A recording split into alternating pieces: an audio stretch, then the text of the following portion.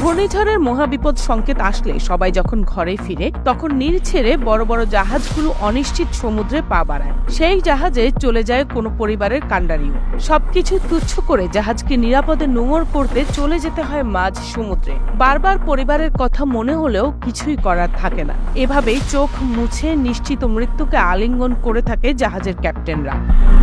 নিশ্চয়ই আপনার মনে হচ্ছে জাহাজগুলোর সঙ্গে এমন অমানবিক আচরণ কেন করা হচ্ছে? কেনই বা জেটিতে থাকা জাহাজকে মহাবিপদে বন্দর ছেড়ে গভীর সমুদ্রে যেতে হয়? কারণ ঝড়ের কবলে পড়ে এরা তো বেশি ক্ষতিগ্রস্ত হতে পারে। আসলে তা ঘটে না। মূলত জাহাজ ও বন্দরের নিরাপত্তা ও ক্ষতি কমানোর জন্যই বিভিন্ন দেশের বন্দর কর্তৃপক্ষ এই কাজটি করে থাকেন। আর এই নিয়ম আন্তর্জাতিকভাবেই স্বীকৃত।